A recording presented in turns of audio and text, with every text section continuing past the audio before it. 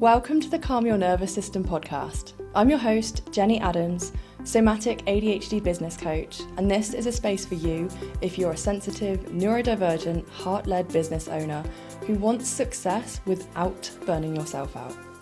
Here we blend nervous system regulation with trauma-informed business strategy so you can increase your impact in a way that actually feels safe, sustainable, and aligned. You'll hear practical tools, honest behind-the-scenes conversations, mindset shifts, and a good sprinkle of spiritual woo, all designed to help you put your body first, trust yourself again, and create more ease, energy, and abundance in your life and business. I'm so glad you're here.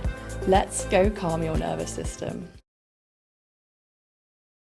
Welcome back to the podcast, and you're going to want to listen to this episode if you are somebody that's maybe a bit curious about whether you take ADHD meds or not. If you're on the fence, if you're maybe somebody who prefers to do things more holistically, but you're curious about trying them, but you're kind of umming and ahhing, what I'm going to try and do in this episode is not to just talk about the facts, because there's plenty of information out there on what ADHD meds do to dopamine, etc., but actually share my experience of what it is like to be on ADHD meds about 20 months into taking them.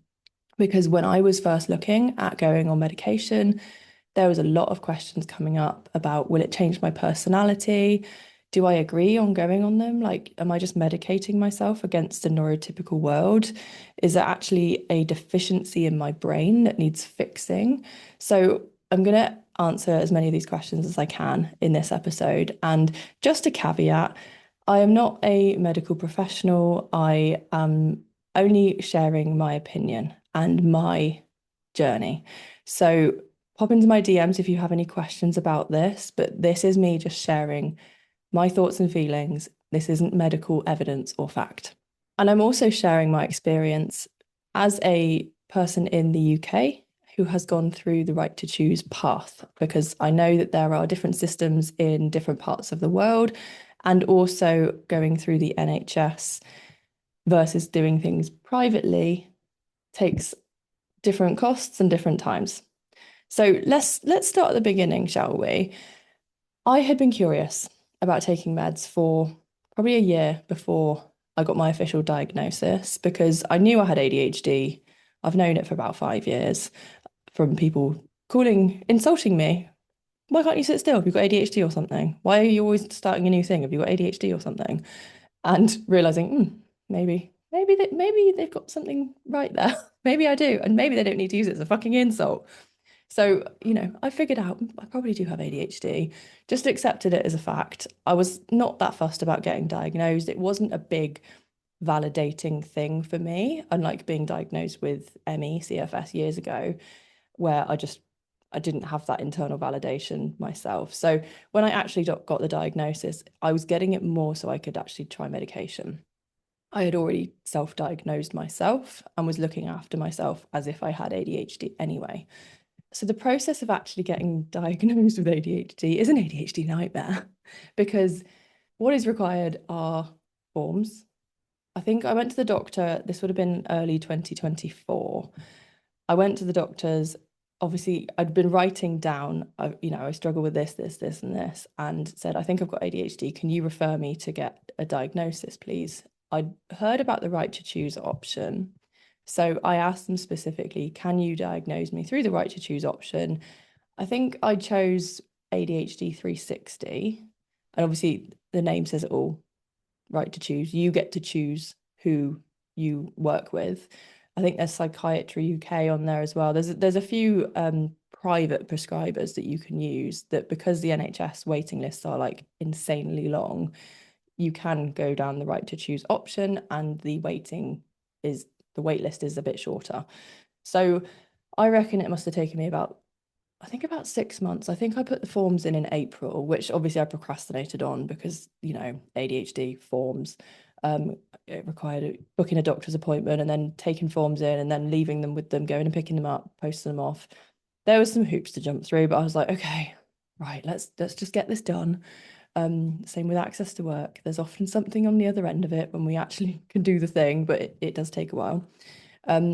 I then had an appointment with a psychiatrist in October 2024 who went through a history of my childhood, what symptoms I have, how they show up.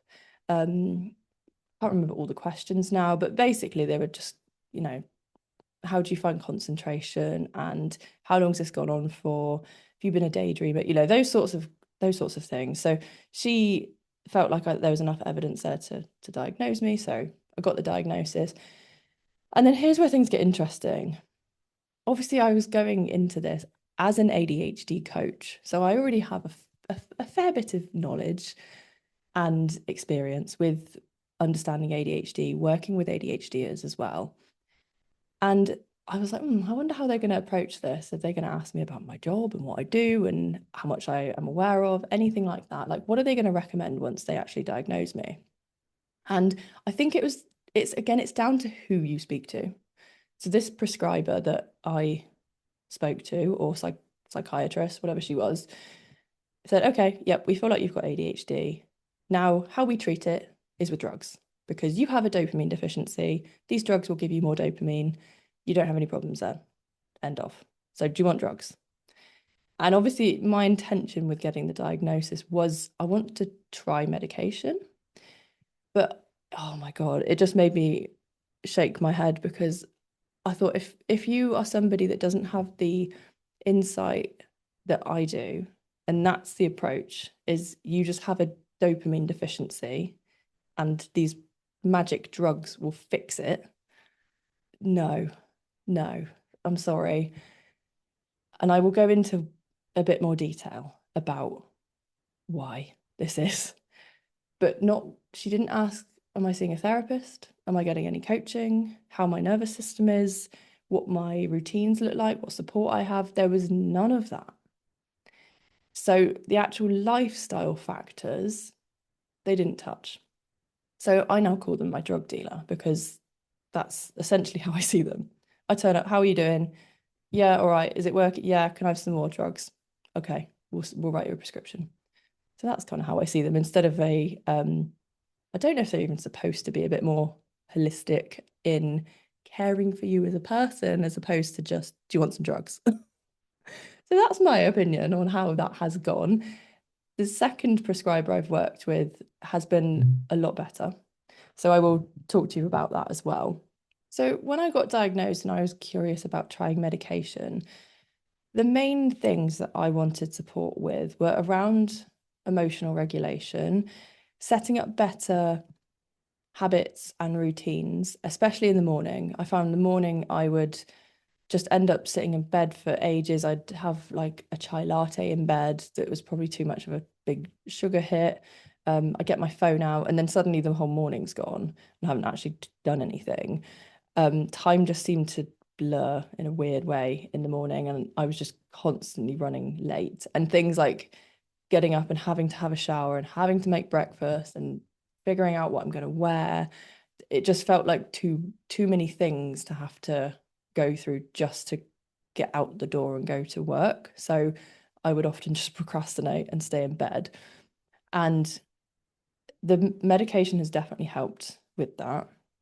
The other things that I wanted support with were around PMDD and mood swings. So I've only just been diagnosed with PMDD, or as the doctor who diagnosed me called it, PMMD. I'm like, no, I think it's PMDD.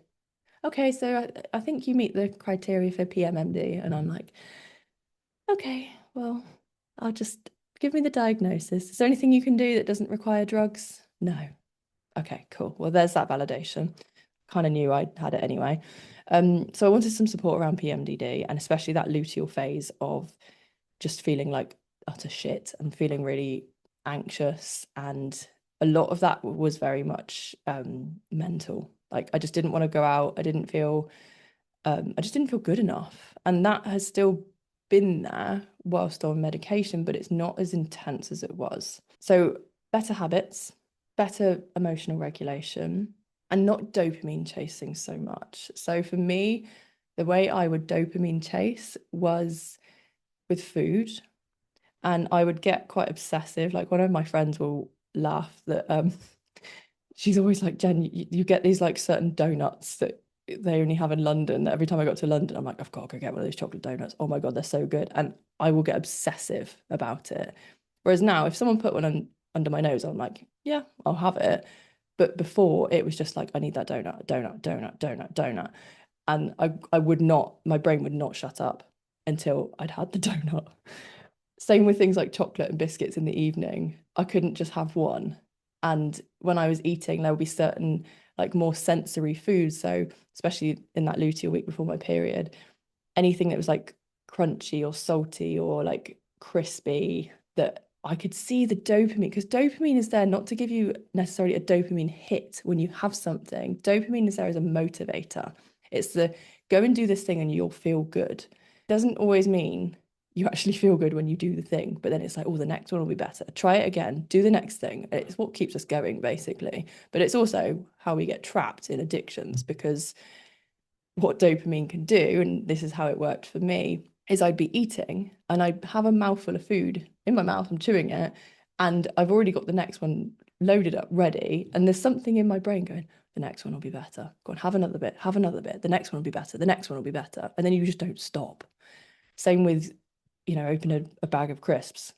Unless you put them in a bowl and then put the crisps away, or you just finish the bag, or a packet of biscuits or chocolate or whatever, you just keep going and going and going and going, because that dopamine in your brain is like, go on, have another one, have another one. So food was a big thing for me, and spending money as well, getting that little hit off of, oh, let me buy this thing. And yeah, spending money, I think, was another big one. But the main one for me was food, because that was very obsessive.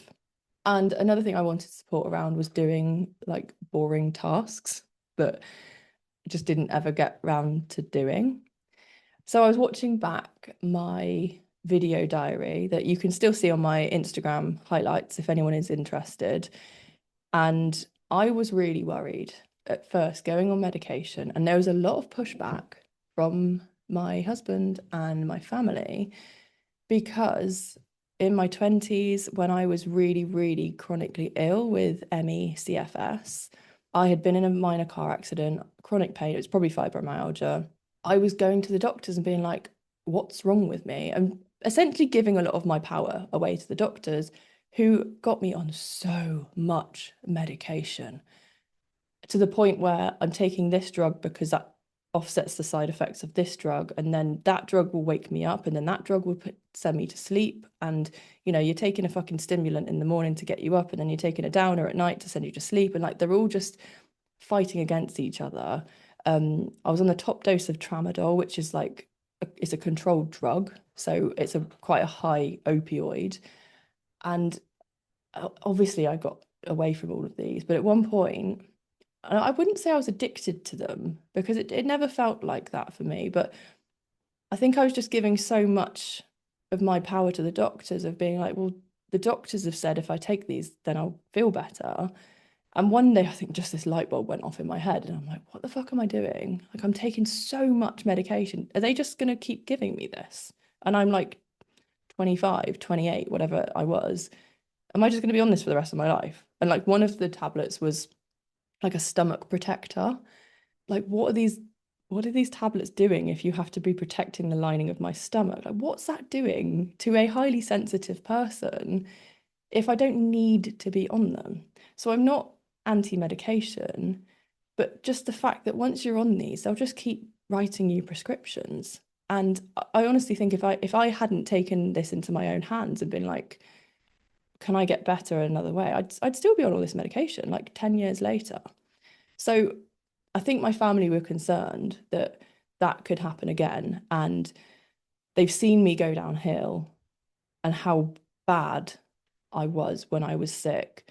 And, obviously they don't want that for me again. And it had been a good few years that I hadn't had, probably 4 or 5 years, that I had no antidepressants, no painkillers. I'd take paracetamol, I don't know, 2 or 3 times a year if I got a bad headache, or um, something like that happened, but it was very rare. So I think there was a little bit of maybe a superiority or a bit of an ego to me that was like, I got better the holistic way. I don't do medication. Like I'm just doing everything through diet and exercise and regulation, and I don't need that. And I think this is where we can kind of butt heads with the Western approach, and we can say, no, it's shit. They don't know what they're talking about. I'd still be on all this medication if I listened to the doctors. Or we can be completely reliant on the doctors and we don't listen to our own bodies and our own intuition. And I see this a lot in the world, that people seem to be in one of two camps. And what if there is somewhere in the middle where actually we use the Western medicine for what it's good for? It's not good for everything. We use the more Eastern holistic approach also for what it's good for. It's not one is better than the other necessarily, or one is right and one is wrong. It's using your own discernment, knowing your own body with what's right for you. So it took me a bit of time to actually use my own voice and say to my family, like, this is my decision. This is my body. If I'm going to choose to take medication, then that's my choice. And I would appreciate if you supported me. And there was a few pushbacks and, me fawning and feeling like I'm having to justify myself and, over explain, well, actually, this is the benefits of them and blah, blah, blah. From what I know now and what I do say to people, it's my choice. Like, basically, fuck off. You have nothing to say about my body, my choice, my decisions. So please respect that. So I was looking back through my video diaries yesterday, and I remember the first day I took Elvanse, which is, I think it's an amphetamine. That was the first one they put me on. They put me on 30 milligrams to start with and wanted to titrate me up pretty quickly. The first day, I remember feeling a little bit wired, but also quite calm, if that makes sense. Like my head felt clearer. And I think because I just had so much noise in my head for so much of my life, for suddenly that noise to go quiet, it was a little bit like, oh, where am I? It was a little bit disorienting. Like the example that comes to me is I remember as a child, I'd be in the back of the car asleep, and it was always when we come off the motorway that noise of the motorway just disappeared, and that would wake me up because I'd know we were nearly home because we came off the motorway. It was kind of like that. There was just this background noise, and then suddenly nothing, or it was quieter, that made me alert. Oh, something's changed here. This is a little bit weird. And I think throughout all of the medication journey, I think it's been 20 months. So this was October 2024. I went on meds and it's the middle of June 2026 now as I record this.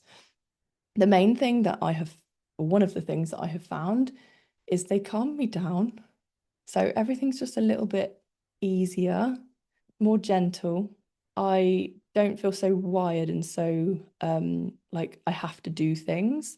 So that kind of sympathetic response in my nervous system just seems a little bit more chill. But I have noticed when I have increased, that adrenaline, that buzzy, jittery sort of feeling does come back. And I've been on quite a few different medications. But another one of the worries that I had was about my appetite. And they actually say in the piece of paper that comes with them to have them with breakfast or before breakfast because you might lose your appetite. Now, I don't know if this is a personal thing to me because of all of the interoception, proprioceptive work that I have done on myself. I'm always speaking to clients, tune into your body, listen to your body, listen to your body. I don't know if that muscle memory is just quite strong in me now, but hunger never was one of those things that I've struggled with the medication. Some people have said when they take them, they just don't feel hungry at all and they have to kind of force themselves to eat. I haven't felt that. So if I haven't eaten for a few hours, I will start to feel hungry. But when it comes to food, one of the big things I have noticed is that dopamine chasing isn't there. That I need the donut, or that, oh, I'm gonna have a piece of chocolate and then I'm gonna have another one, and then another one. That's not there. So I think partly because of that, and not just shoveling sugary shit in my face every night for the last 18, 20 months, I have lost about 2.5 stone.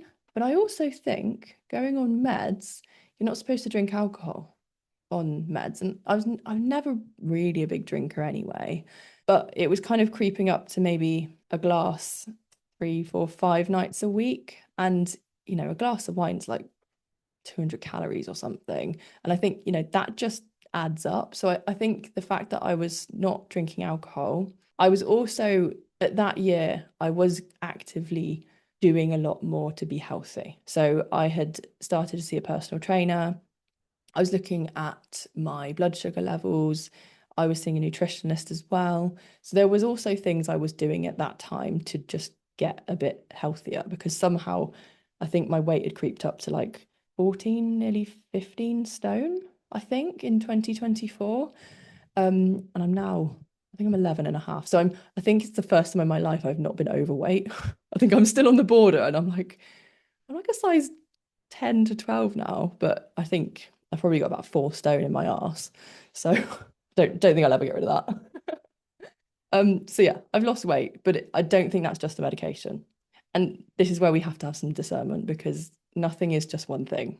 Now, that first drug dealer that I saw put me on 30 milligrams of Elvanse for a week. And then I think I went up to 70 pretty quickly. They did titrate me up quite quick. And I just remember that jump felt too much. The week on 30 milligrams, having never been on stimulants and I've never taken any party drugs or anything like that. So my system is like, this is fresh to my system. Yes, I took a shitload of painkillers, but I've never had any like stimulants or like ecstasy or MDMA or I don't know, whatever people take at parties and things. I think I just knew if I go near any of that, it's not going to end well. So just never did. So going straight on to 30 milligrams and then they titrated me up to 70 pretty quickly. It just felt a little bit too much. And I felt a little bit buzzy. And also they didn't talk to me about when I'm taking them, as in regards to my cycle, because that week that I took 30, I can't remember where I was in my cycle now, but if I did that in ovulation week, I'm going to feel very different to luteal week. And when I have been put on different medication since then, I have said to them, I have a highly sensitive nervous system. I'm a highly sensitive person. If you think you should be titrated up in a week, give me a month. And I've also spoken to a functional medicine doctor about this as well. And she actually said to me, and again, this is what I've heard, this isn't medical fact. She said to me that long-term ADHD medication has a better effect if we are on a 50% dose. So let's say the max dose for ADHD meds is 100 milligrams. What I have found the prescribers want to do is they'll start you on like 30, they'll put you up to 60, and then they'll get you up to 100. And then when you're on 100, they'll just keep prescribing it to you. But your system tends to get used to that. And if you are somebody who has a cycle as well, that's going to hit differently depending on where you are in your cycle. So what this functional medicine doctor told me is if the max dosage is 100, try and be on about 50 milligrams because you've got some wiggle room then if it's depending on your cycle, if you're going through a rougher stage in your life.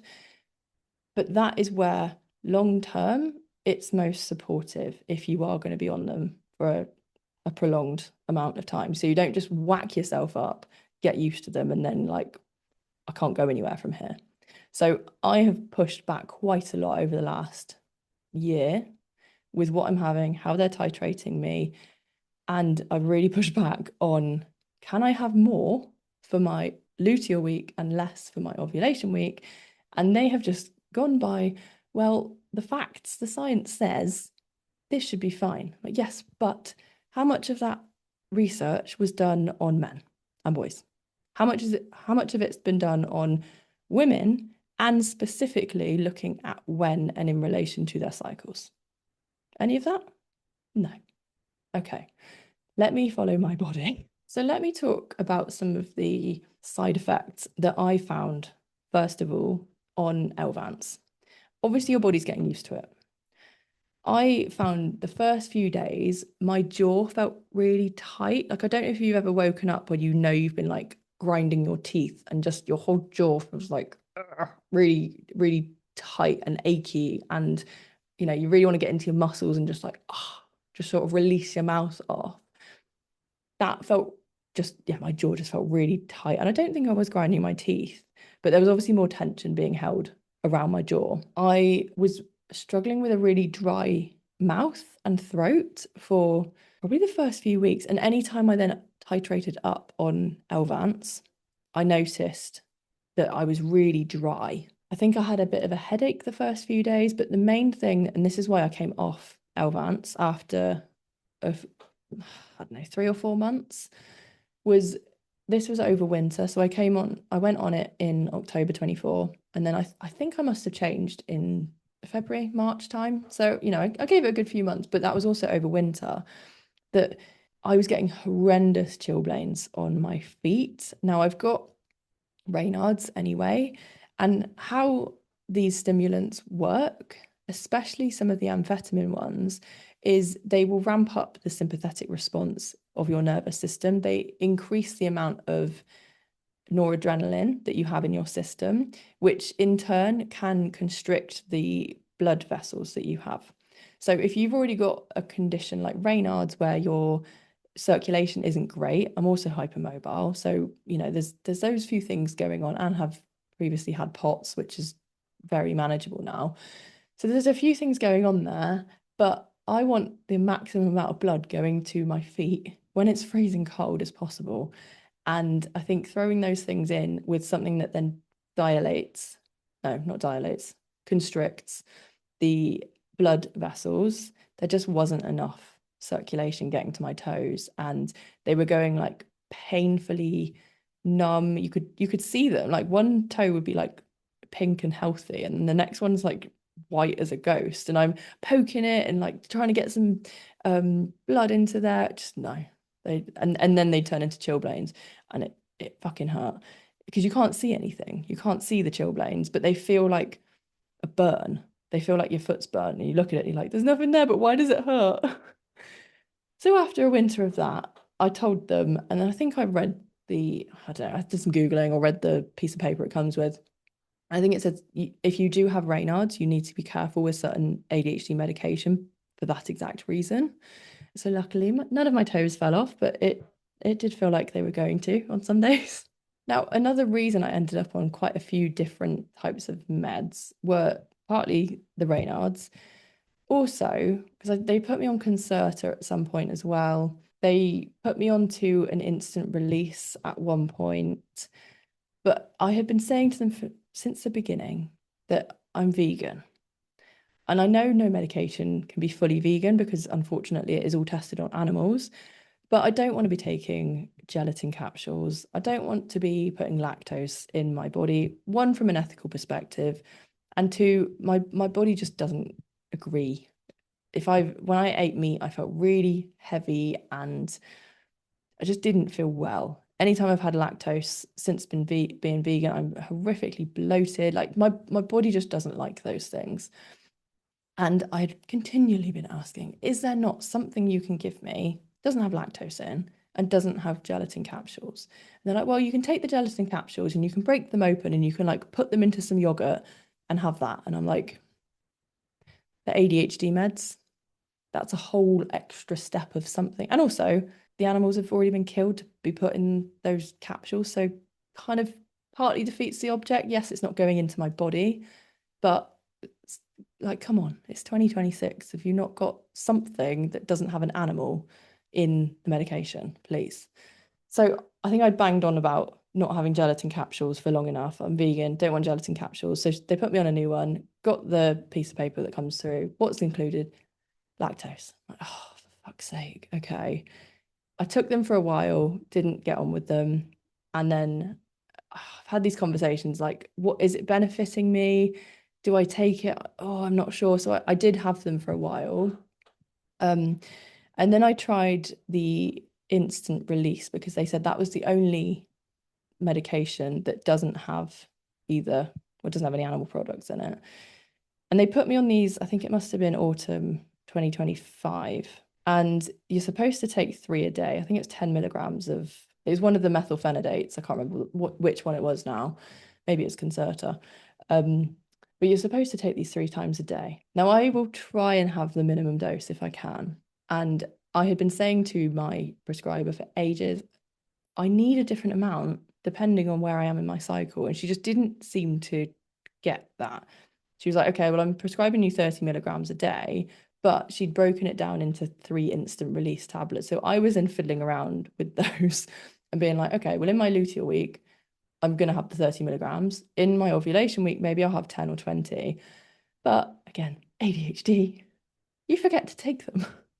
So I'd have the one in the morning and then it would get to sort of 3 or 4 o'clock in the afternoon. And I'm like, oh shit, I've forgotten to take them. But if I take them now, that means they last for about 6 hours. And then am I going to struggle to go to bed? So should I take one?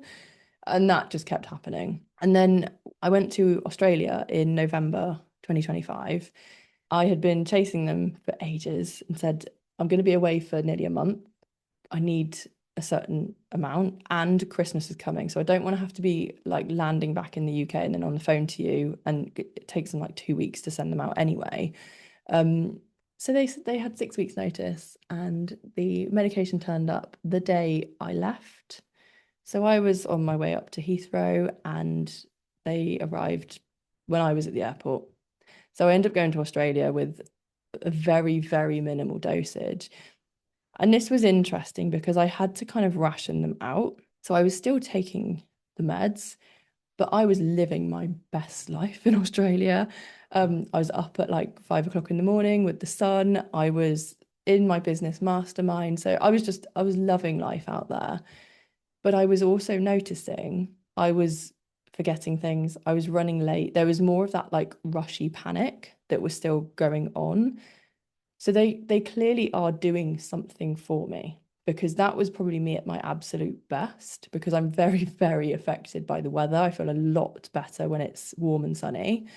Um, and also coming back home, oh my God, those few weeks after I came back from Australia were some of the hardest in my life, I think.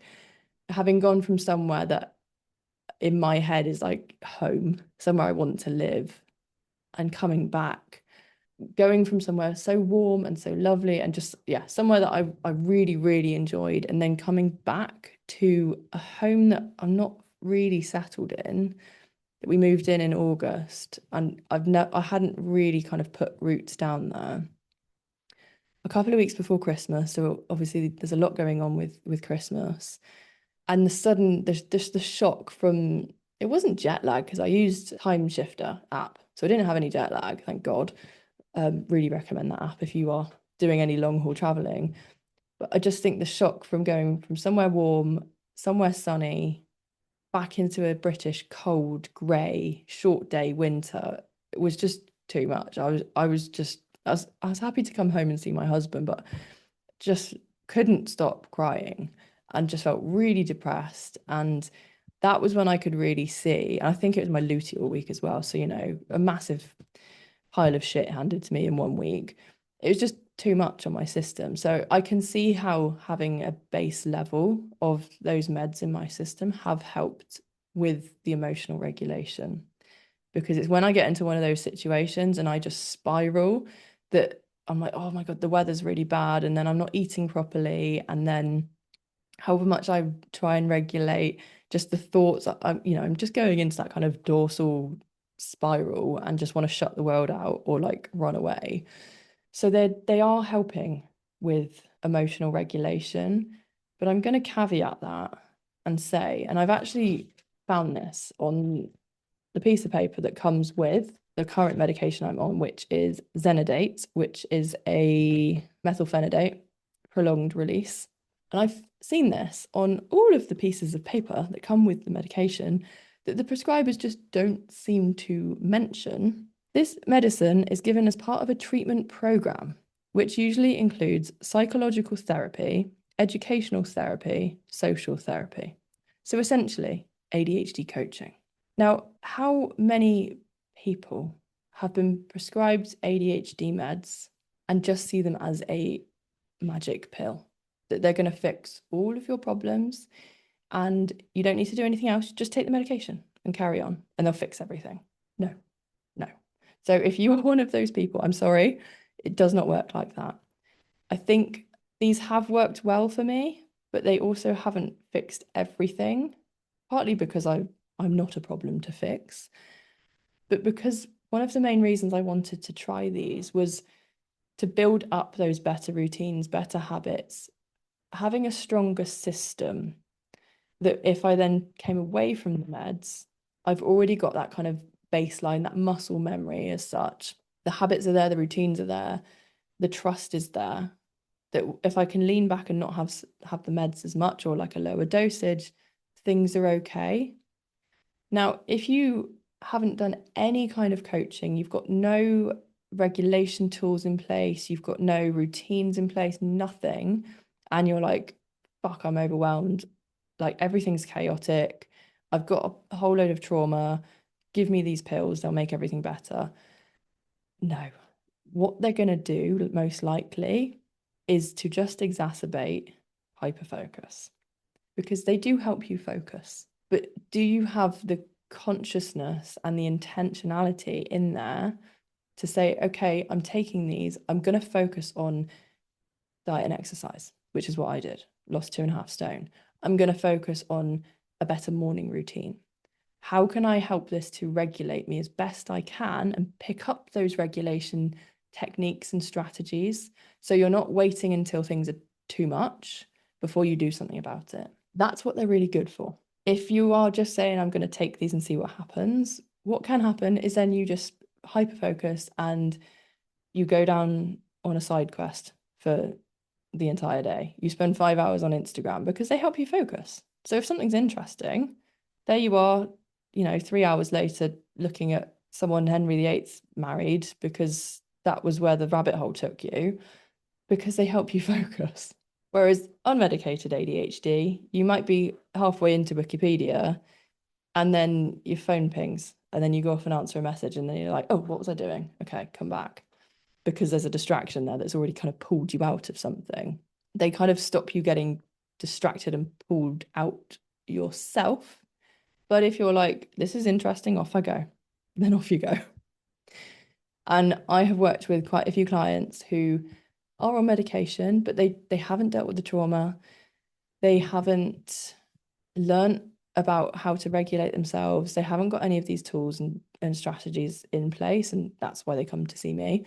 And then we kind of find a nice balance between, okay, let's see how the medication can help you to build these things up. Because if life is just feeling too much, the meds can be really helpful to just take the edge off a little bit, build up those strategies and techniques. So a little bit about what ADHD meds do. And again, I'm not an expert in the prescription element of this, but I'll give you a basic information, a basic breakdown.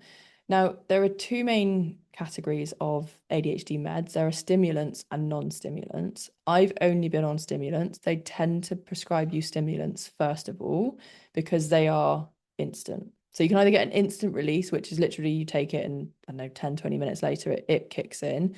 And then you can get prolonged release, which are you take them, they kick in after, I don't know, half an hour-ish, and then they wear off within about 8 to 12 hours, depending on which ones you take.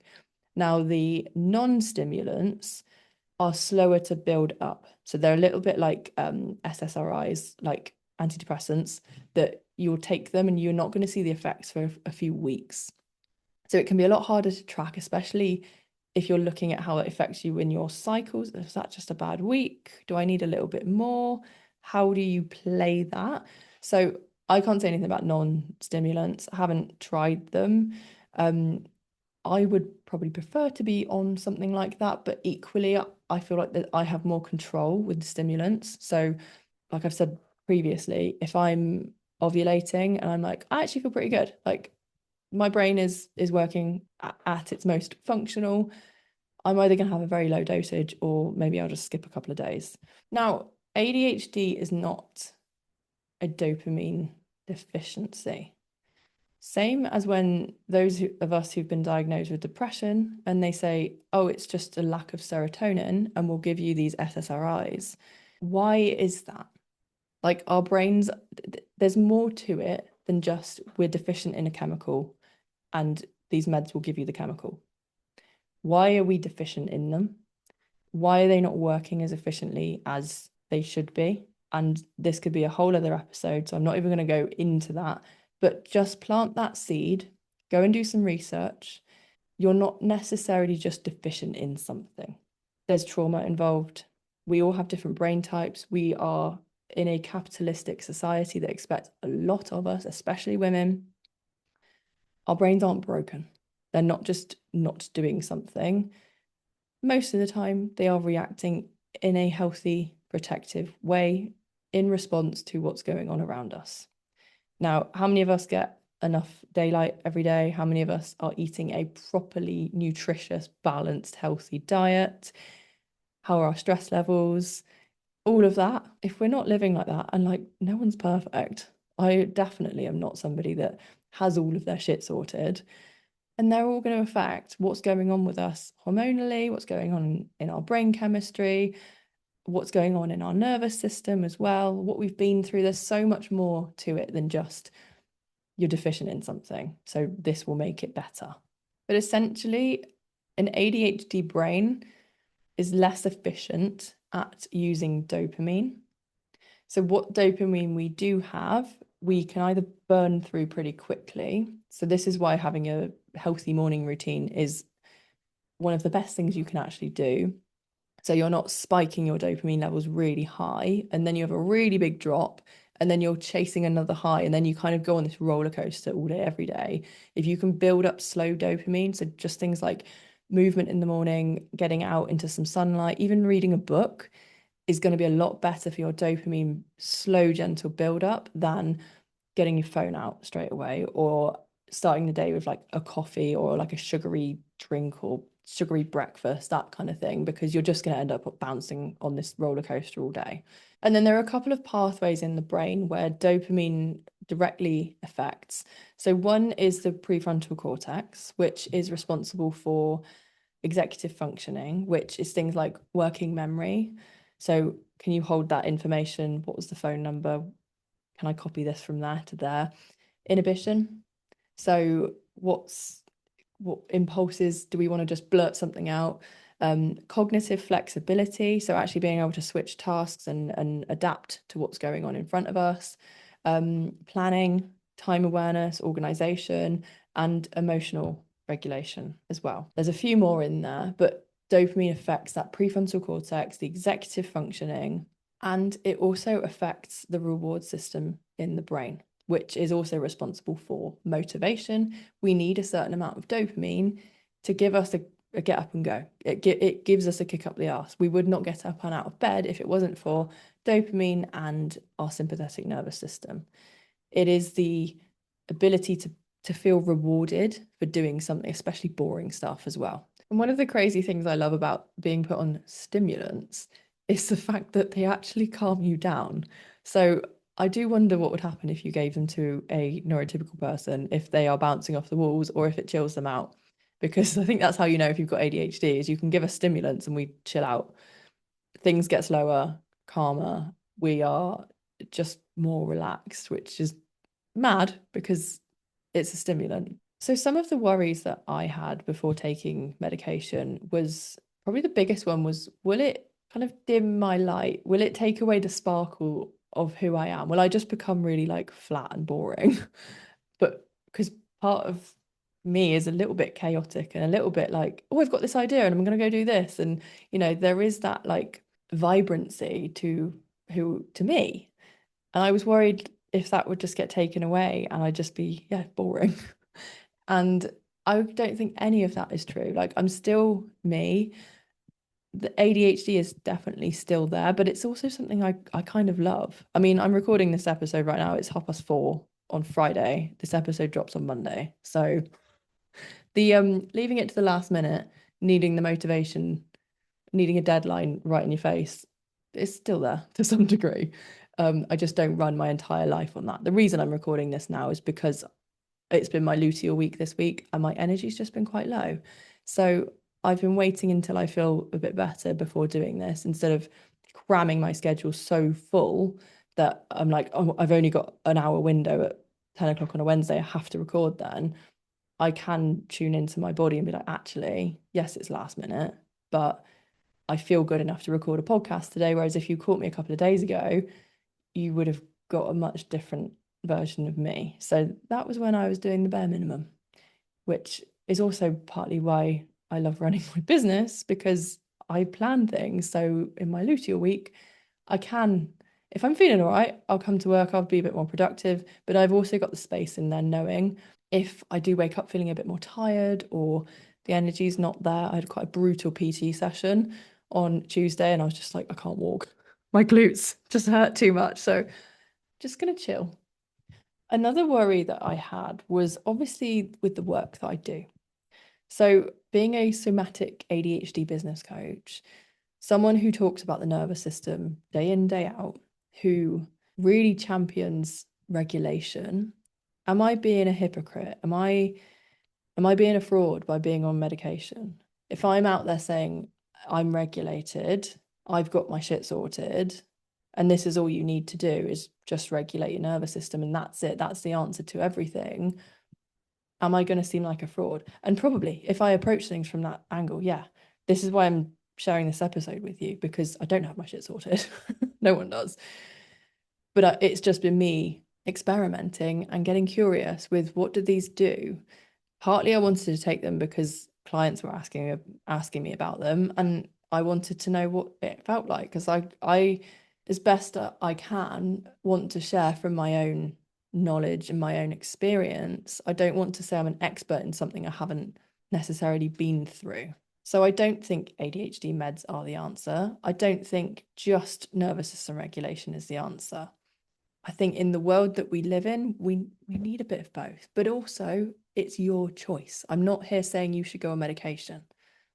I'm sharing my experience, and bear in mind the last 20 months, we have also got married twice, we've moved house twice. I've done a lot of traveling. There's been a lot of upheaval in life. It's not been the most easy few months. It's been a pretty stressful, happy, but quite stressful couple of years. I think they've probably also helped me get through the last, 20 months of stress, because despite getting married twice last year, moving house twice last year, I think I went to 11 countries last year, I also managed to increase my income by 70% in 2025, despite it being a full-on crazy year. So I changed a lot of strategies in my business, but I think these have just been a little bit of they've kind of had my back a little bit whilst life has been a lot. So my advice to you is don't be afraid of them, but they're also not a magic pill. They're not going to fix everything if you don't also have a good business strategy, if you don't have good regulation tools in place, if you haven't gone anywhere near any trauma that that you have, they're not just going to fix everything and make things go away. And another worry that I have that you might also have is about dependency on them and how long you're going to be on them for. So I've been on them for about 20 months. I initially said I'm going to probably give it 3 months and see how I get on. I think it's only now, I've probably the last 2 or 3 months, I've found some stability in the dosage that I'm taking. I think the max dose for Zenodate that I'm on now is, I think, 72 milligrams. I take 18 a day, which I think is their starting dose. So in my luteal week, I tend to have a 36 milligram for maybe a couple of days. But I have also noticed this week, like I mentioned, I've been feeling a bit more tired. And I've also had a headache the last few days. Now, I don't know if that's linked to me obviously doubling the dose for a few days, or if that is a cycle thing, because I don't really tend to get headaches. That might just be my body saying you need a bit of a break. I'm not sure. So honestly, I don't know how long I'm going to be on these for. It's going to depend on what else is going on in life. Things still don't feel fully at ease and settled. I don't know if life ever will, but for now, I'm going to keep taking them and just keep checking in with myself and notice when, if I start to feel like they're not doing anything anymore. I think actually changing the dosage throughout my cycle helps me to not get used to high dose, because I can really feel the effects of a little bit more. It is helping me get through those shitty luteal days. So watch this space. I might give you an update in a year's time and see how things are. But I was talking to a client about this a couple of weeks ago who she's going through a house move as well, and she's been off sick for a while. Like there's a lot going on. And she was a little bit like, I don't want to take them because I don't want to feel dependent on them. And she was just feeling really, really stressed out, bless her, because life was just getting too much on her. And then the next call we had, she'd taken them for a week and she was just like, oh my God, all of a sudden, that to-do list doesn't send me into a spiral. Yes, there's a lot going on in life, but I don't feel so stressed out. So she said, we kind of, I coached her through this. How about they're used as a bit of a crutch sometimes when life gets a bit harder? That's okay. So, as I say with everything, listen to your intuition, listen to your body.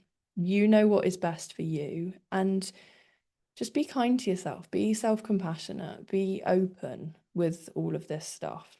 You don't have to justify this to anybody. It's your choice, it's your body. Do your research. I assume if you're listening to this episode, this is part of it. This is just my personal journey, my story, my opinions. But look into it. Make your own decision. Don't let anyone push you into a corner of you should do this, you shouldn't do that.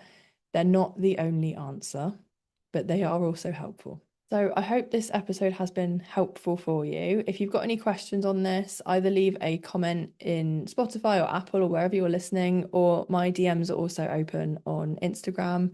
So if you've got any questions or if this has been helpful, come and let me know, and then I will see you in the next episode. Thank you so much for being here and listening to this episode. If something landed for you, I'd massively appreciate you leaving a 5-star review or share this episode with someone who would really benefit from it. Your support helps this podcast reach more sensitive neurodivergent business owners who are ready to do things differently and increase your impact, with more regulation, more ease, and less burnout. I appreciate you being here, and I'll see you in the next episode.